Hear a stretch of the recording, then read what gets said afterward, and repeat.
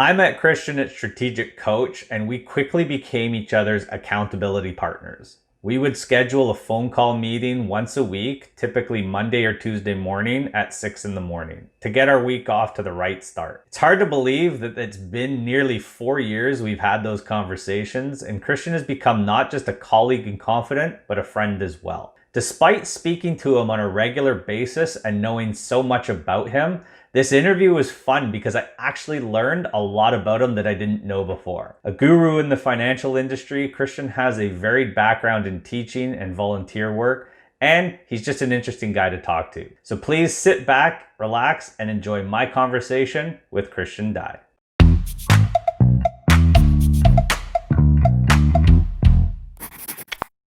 We met at Strategic Coach. What led you to join the group? I guess there's two things. I'm in the financial industry, and there was a mentor that I was kind of like a mentor. It's one of those things. He was a mentor, and he didn't even know it.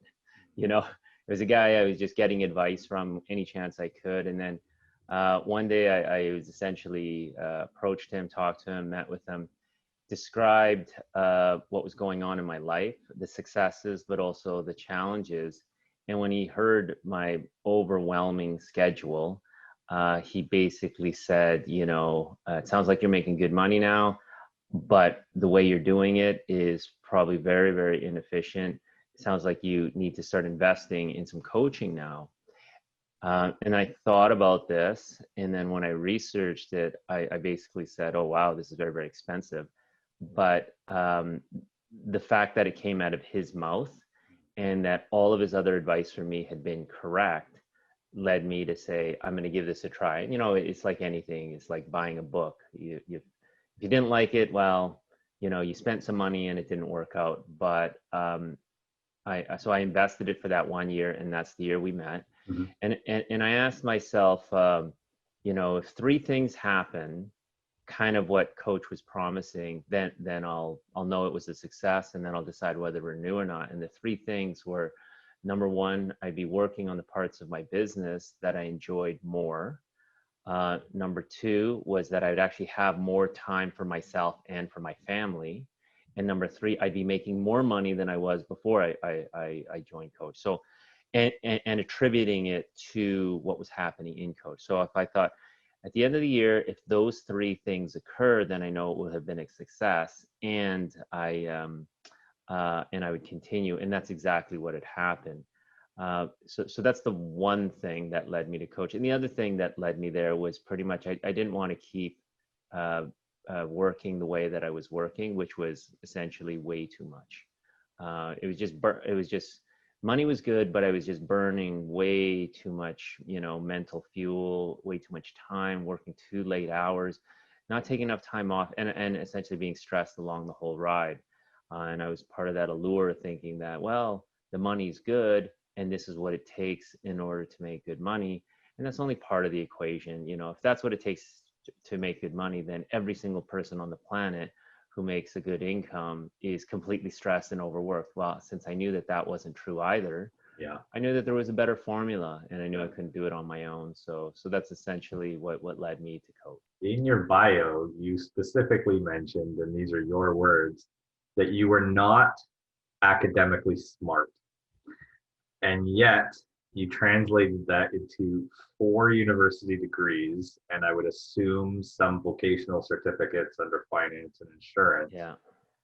How do you reconcile not academically smart with a number of certificates that state otherwise? What happened is I'm not academically smart in the sense that if you were to give me a piece of literature and say, study this, and there's a test in a week from now, I probably would not do naturally well on that test. What I would do is I would implement a series of, methods and tricks just to help me to get through it. And there's no way I would ace it either. I would just probably just make my way through it. And so I guess two things happened. One, I learned how to learn, okay, for my brain. I learned how to learn. That was one thing. And then the other thing is I stayed in realms that excited me. So math education, really excited me at the time. So jumping into it, now I have the tools to do well in a course that I'm not naturally gifted in, but I'm also excited to do it. So put those things together, and of course, you're going to enjoy the journey. And I think this is a gift, and I think it's a gift. And because I spent the first half of my career teaching young people, I taught calculus for full-time calculus for many, many years.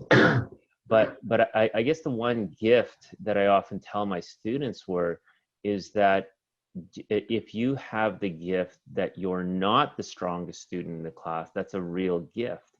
And if you are the strongest, the problem is it's kind of like being this world champion. You're constantly trying to stay on top, and it's much harder to stay on top than it is to try to get to the top.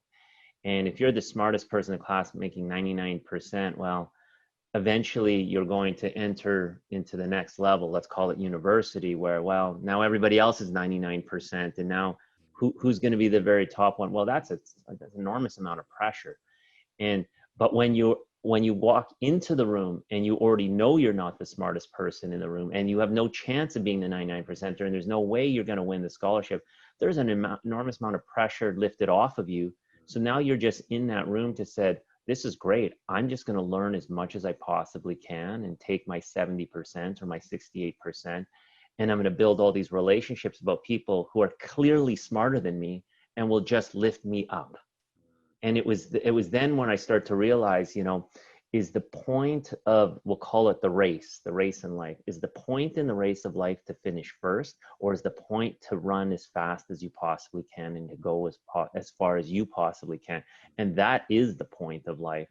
And how do we get there is by being in those rooms where you are not the top dog, by being surrounded by people who are significantly smarter than you, and you will rise with their tide, Well, so that does lead into my next question. So you go from transition that into a teaching career for a number of years. So how is it you go from, I'm not a great student, I just want to get by, to I feel like I can lead these students?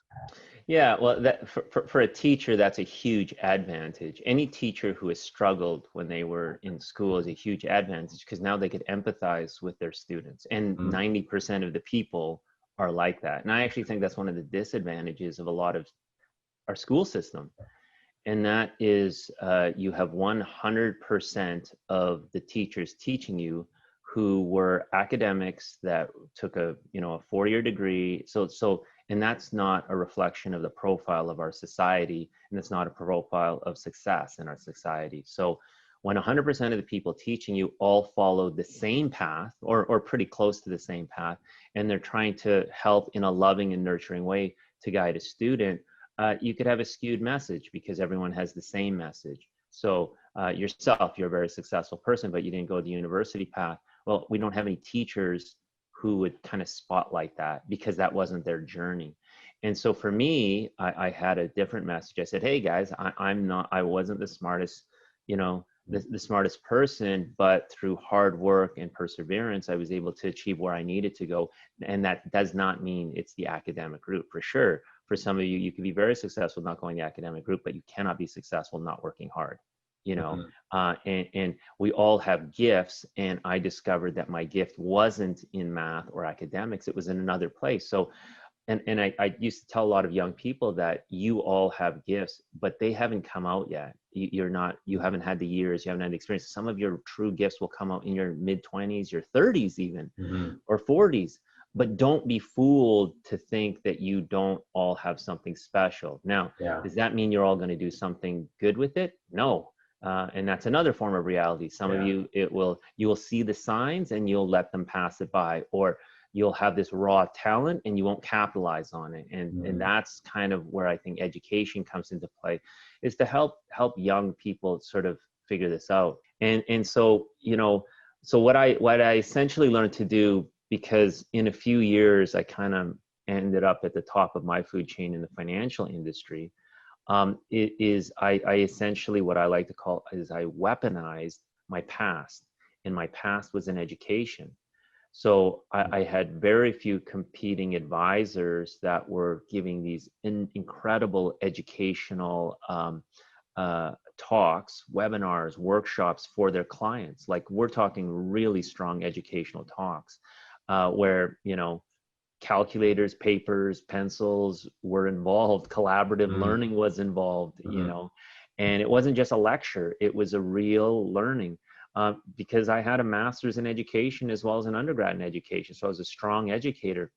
Yeah. And there were certain professions such as young dentists and young doctors that really resonated, and they were hungry for that type of education. And I was the guy pointing out, like, for these young dentists, that your dental school, unfortunately, is not going to teach you how to become a business owner. They're not going to teach you anything about the stock market. They're not going to teach you anything about the real estate market. These are financial analytical tools that most of you will probably want to learn, but you're not going to learn it. But in my financial practice, which is similar to the 8 other guys' financial practice, will provide you the services which you need at a high level, but will also add this extra piece of value. And that was the differentiator. So I actually put a spotlight on the fact that I was an educator. And the other reason why I do that is because in surveys, they said the most trusted profession, individual in a profession out there based off of a survey, number 1 was a nurse. And number 2 was a teacher. The most untrusted profession based off of a survey. So the other end of this, you know, number 1 was a car salesman. Yeah. Number 2 was an insurance advisor. And then when you go down the list, real estate agent is up there as well. Exactly. So now, do I want to put a spotlight on the fact that I have an education as a teacher, or do I want to put a spotlight that I'm this amazing insurance broker or an amazing financial advisor? You know, they don't use the word stockbroker anymore because it has such a bad reputation attached to it from the 90s. And so what I was doing is I was sort of, I guess, rebranding myself. And the other thing I was doing is I was pulling out the old tricks. I was attaching myself. When you don't have any experience at all, if anybody out there is new to some industry and they're trying to get ahead, I'm someone who likes to say, I like to skip the line. Okay, not in real life, but in my career life. When I say I like to skip the line, it means that I like to do the bigger deals and I like to work with the top professions. So in my industry, you know, young starting out family market is typically a starting point, because that's where your peers are, and that's where the greatest pool of people that have needs are. But the deals are small. They're very, very, very small. So you have to produce quite a bit of volume. Well, at the top of the food chain are, you know, people who are incorporated, business that are incorporated. They have really, really high needs. The people who, you know, are trying to invest 50, 100 thousands of dollars per year of disposable income. Well, that's at the top of the food chain. Well, I wanted to just skip the line. I wanted to be at the top of the food chain. And without a doubt, the fastest way to get there is to attach yourself to someone who's already there. You know, and to find that person, to learn from them, to have them mentor you, to be a part of a deal, no matter how thin the slices that you're getting. Other people have helped me along the journey. And so I've always said that there's 2 types of attitudes people have in life and in business. One is, and this is the math side in me, one is called zero sum. And zero sum is, you know, if I win, you must have lost. The equation's got to be equal on both sides. Right? Exactly. So if I picked up a client, that means you lost one. Well, so that's one attitude. And that's the type of person who will not share. That's the type of person who will not want to talk about how they're successful. And they're also the type of person who will go home bitter if they hear you're successful. And you want to stay as far away from those people as possible in life in general. And then there's people with infinite abundance. Infinite abundance is the idea that there is more than enough joy in business to go around. And I think it's psychological. And the older that I get, I realize it's a very psychological piece where you actually feel, some people actually feel better when other people feel worse. because it's zero sum. And there are other people that actually feel joyous and happy for you when they hear that you're successful, even if it's far beyond your own success, you know. And I think those are the people you want to surround yourself with, because you will go up with their tide and they will be very, very genuine. So many of my, I surround myself by many people who make more money than me, like significantly more money than me. And when we come back and we talk after whatever, the end of a month or a quarter, and they tell me, oh my goodness, you should see the deals I put through and you should see how much money I'm making. I'm like, that is fantastic. Yeah. Like, congrats, you know, Yeah. you're killing it. You're doing really, really well. And then when they do poorly, I really empathize with them and say, you know, my prayers are with you and I really hope you get out of this. And, you know, I'm hoping that things happen. And to the point where some of these venomous people that I think all of us know, not only do they feel better when you feel worse, they will actually say things to make you feel worse in order, like they'll give you that jab at the end. If you have some piece of success, they'll throw something in just to throw you off, so that you're operating at a 9, they want to bring you down to an 8 or to a 7. I'd love to say that I don't know people like that. I do know people like that, and I want to stay as far away. Everybody knows I people want to like stay that. away. And we have family members that people have family members like this. People have friends like this, that close friends back in high school. We have friends like this. People have colleagues like this. And, you know, some of these people you can't get rid of in your life. But if you have control to get rid of these people in your life, you want to minimize or eliminate them as much as possible. And really good usage of the internet and of YouTube and things like that. You could be learning from the masters, you know, Jim Rohn, Tony Robbins, you know, or listen to biographies of, you know, Richard Branson or Elon Musk, and just sort of listening to what they do on a regular basis. And there's formulas out there. There's formulas for success. Just go to very, very, very successful people that you want to emulate. If it's a pro athlete, go listen to a pro athlete, and then just sort of hear what they do on a daily basis as a routine. Hear what they do as to what types of information will they allow into their brain. So I do know that you come from an immigrant background. You were born in the Philippines and you immigrated, I believe, to Winnipeg when you were young. When I was 2 years old. Okay, and then you transitioned to the West Coast in primary school, like around grade 4, grade 5. So obviously there's probably still this mentality you have at times of starvation and, you know, where is the next meal coming from, despite never having to worry about that logistically, but mentally you still have that I can't stop, I have to grind, I have to move forward. And I'm wondering, because I know that you volunteer abroad quite regularly, and I'm going to let you tell the story of how that came to be, but I am wondering if a part of that sense of responsibility for that volunteering comes from your immigrant background. Yes, definitely. But it's actually not just my immigrant background, because at 2 years old, I don't remember what the Philippines was like. But your parents grew up. That's right. That's right. And the thing is, it wasn't a far throw from when just growing up as well, because my parents lost their house in the 80s when the interest rates went crazy. There was always sort of a financial stress inside the house. And that's why I kind of, I know that it's a struggle for everyone. And that's the one thing I've realized. Everyone struggles financially. Even rich guys, they struggle financially because it's sort of all in there. And then, you know, it's that cliche when you go to these developing countries, they don't have any money, but they're all happy. And it's all what goes on in here mentally.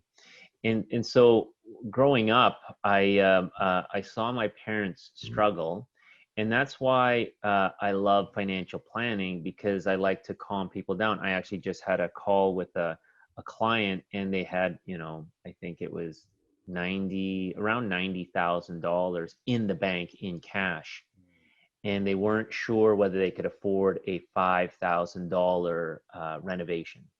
Mm.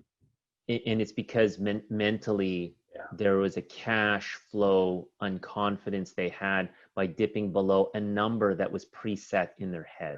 Yeah. So that if that number is 90,000, you're going below 90,000, of course you're going to Yeah. be stressed, right? Yeah. But for other people, they'd be like, you know, traditional financial planning, I need 3 months of expenses or 6 Yeah. months of expenses inside the bank. These people probably needed about 50 grand. And that's like in the best case scenario, Yeah. right? Yeah.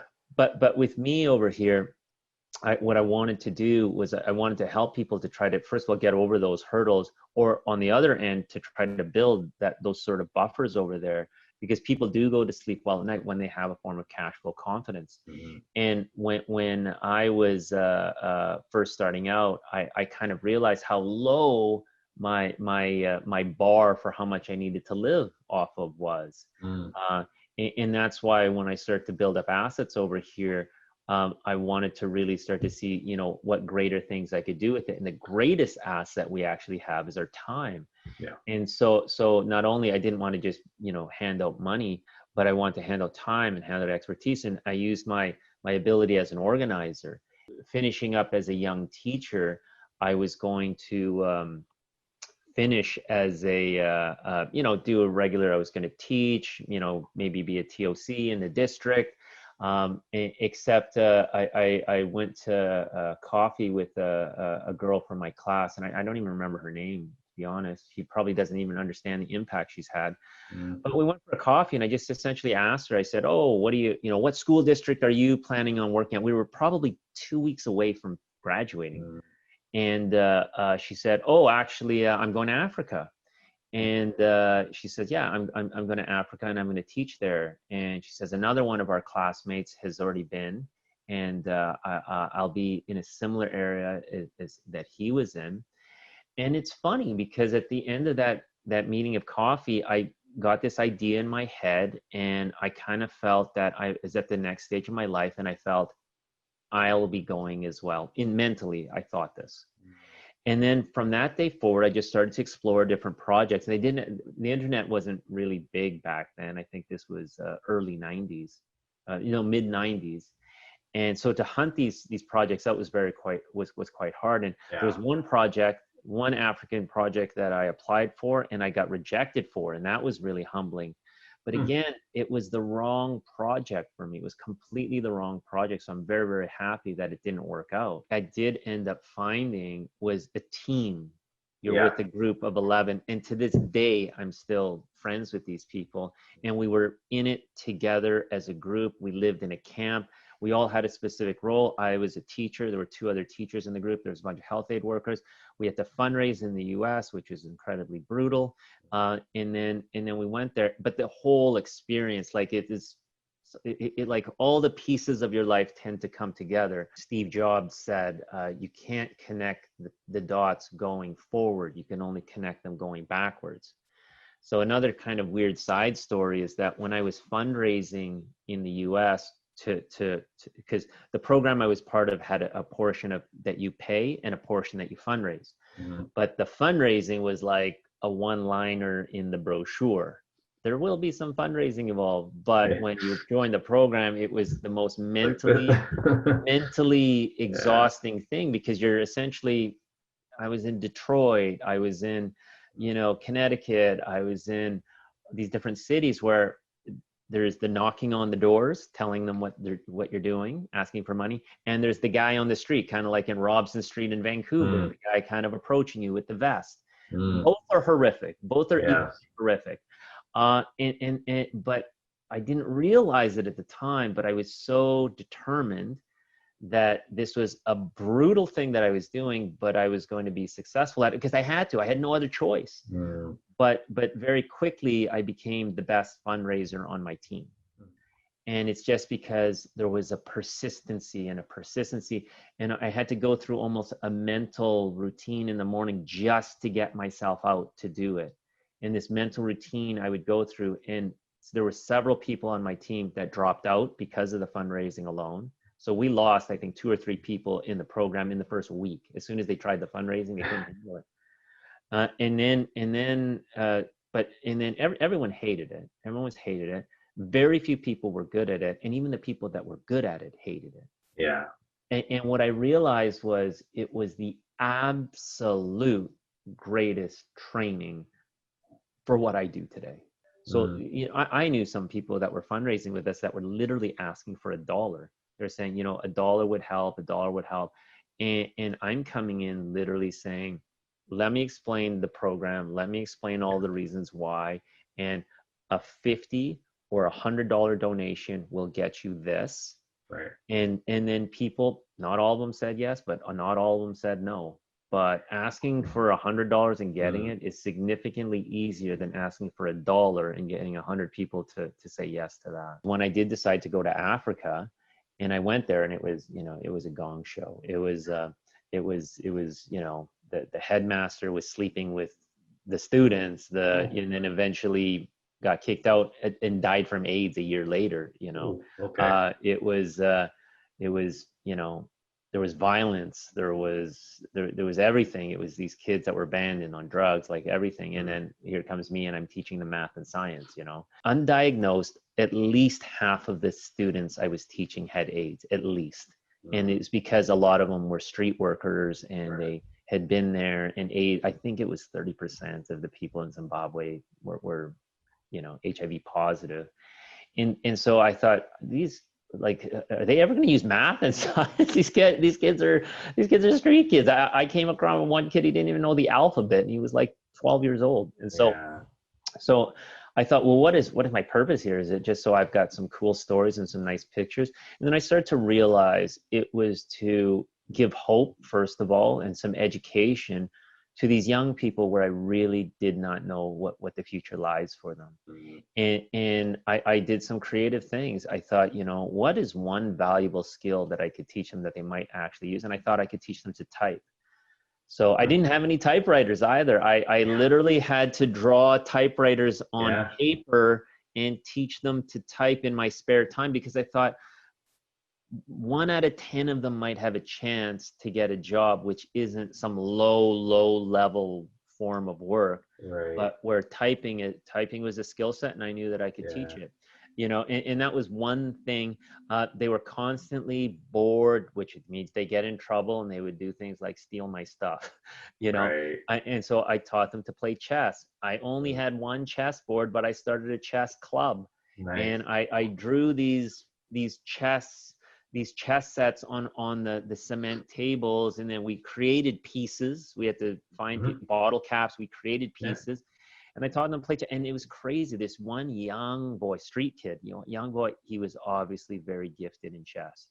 He picked the game up really quickly. It was kind of like your Bobby Fischer type thing. I'm like, oh my goodness, this kid's like a prodigy. And then there was one other thing. There was a guy. We made very, very, very little money. It was the equivalent to about $100 per month. Okay. So not a lot of money at all. And you could easily spend that in 2 days in the city, easily. Yeah. So it wasn't a ton of money, but again, this is. But that's actually the average salary then. Yeah, it probably is. But no, we made over double what the average local person made too. Okay. Yeah. You know, but what we did was I was able to convince the majority of the people on my team to actually donate a 10% of their salary, and I said I was going to create a scholarship for one of our students. So 10% of a salary it was quite low, but a lot of people on my team donated it. So at the end, I had this big pot of money, and I told out of all the students that I taught, I basically picked one of them, and we funded him to go to a mechanic school for 4 years. Wow. When we came home, we continued it, but now it was much easier to have the money because we had, you know, it was much easier. So then it was weird, just all the transfers and everything. But essentially, we like, what was my purpose over there? It was just to provide just a better situation for as many people as I possibly could, but really it probably helped a handful of people. And I think you sort of think, oh my goodness, there's so much time and energy and effort to help 5 people. But it wasn't. And it's because it was a launching point to the next sort of stage of my career. And aside from my teaching career and aside from my finance career, I basically have a career in helping the third world. And I've been going to, after I came back from Africa, I went to the Philippines. And after I went to the Philippines, I went to Central America.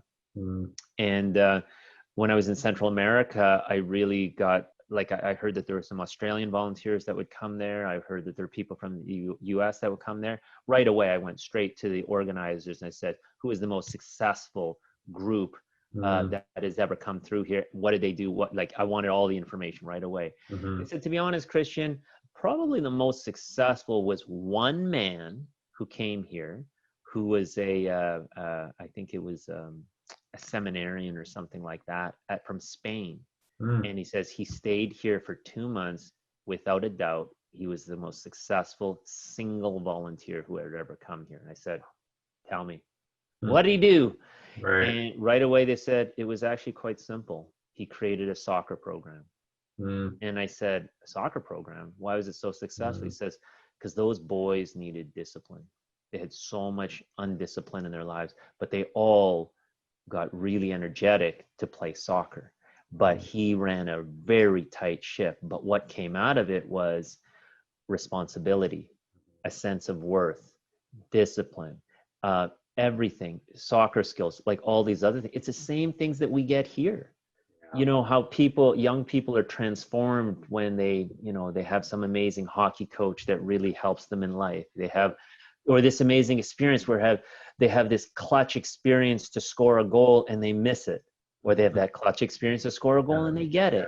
But this is character formation. Success might be me spending less time there, but bringing more people there, more good people there. And it's this idea of impact. But when I think of, I'm a young looking guy in my late 40s, but when I head into my 50s over here, one of the big, I'm looking forward to my 50s. I'm really, really looking forward to my 50s because I'm thinking of how my impact with value creation will be much larger than my past.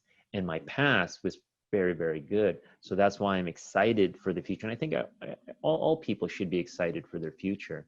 But what a lot of people don't realize is that they don't really have a roadmap as to how their future will be bigger. And they believe that there is a ceiling. They believe there's too low of a ceiling. Maybe there is a real ceiling on all of us, but I think it's significantly higher than what we think it is. Significantly higher than what we think it is. I think that's probably a good place to cap that. I got a couple of rapid fire questions to finish up with. Yeah, absolutely. So first and foremost, what was your worst job ever? I worked for a visa center for a bank in the 90s where I was doing data entry with one hand. Okay. And I've had hard labor jobs as well. Nothing compared to that one for one reason, the boredom.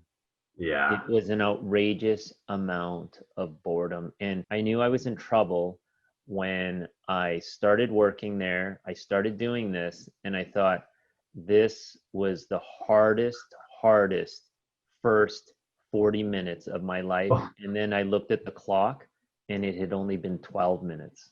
Oh, of your first day? Of my first, I thought, I must have been doing this for a while now. When I looked at the clock, it said 12 minutes had gone by. And I thought, this is going to be my bathroom break was the highlight of the morning. Man. What podcast do you recommend the most? You know what? I don't do a lot of podcasts. I should do a few. How about audiobooks? Because I know you listen to audiobooks. Blue Ocean Strategy. Okay. That was another game changer for me about transforming my business into something different than what everybody else was doing. So I really, really like Blue Ocean Strategy. What is your go-to feel-good food? To my quick and easy butter chicken. Butter chicken. Yeah, it's a quick because I cheat because I use a jarred sauce, but then I add heavy cream to it. Sure. And then also I add spice, but very, very quickly I could have the most comforting, delicious. Yeah. I'll put my butter chicken, which I could have prepared in 15 minutes, up against the 5-star restaurants of downtown Vancouver, and I've eaten at a lot of them. And at the end of the day, that comfort food tastes better. It is better. You know, a lot of people, foodies are there, will throw dirt at me by saying this, but well, for clarification, you're not comparing your butter chicken to a 5-star restaurant butter chicken. You're just saying that in order to make you feel good, you would, instead of a 5-star fine dining food, you'd rather have the at-home comfort of butter chicken. Absolutely. If you could give your 20-year-old self a piece of advice, what would it be? Don't worry so much, because your life will work out. Okay. And I say the same thing to myself now whenever I get stressed. And I say, if the 70-year-old version of me was talking to the version of me now, he'll say the same thing. He says, your life is going to work out, so you shouldn't be so stressed about it. A last story over here is I'm part of a men's prayer group through my church, and they're all significantly older than I am, but they have a lot of wisdom. But I once sort of was the speaker, and I hosted, and I asked everyone to kind of close their eyes and to think of the happiest day in their life. And I said, really think about the happiest day in your life. And then for the majority of people, they said it was the day they got married, or it was the day they had one of their kids. They said, or some people may have said it was the day they finished, college or med school, whatever. Happiest day of life. First one that comes top of your head, happiest day of life. And then I asked them to think, what was the richest day of your life? Like monetarily, your assets. When was your assets at its highest? At least half of them, it was that day, right? Or very close to that, right? And they said, now ask yourself this: are the 2 days the same days? And they said, no one's happiest day was the same as the richest day. And they said, do you want more happy days in your life, or do you want more rich days in your life? And I think that's sage advice and a good place to end. Thank you so much for participating. I always enjoy our conversations, and we'll continue to enjoy our conversations. So thank you very much, Christian. Appreciate it. Thank you. Thank you. And hopefully some of these words of wisdom has helped someone out there. I'm sure they will. Thanks. Take care, bud. Okay. All right.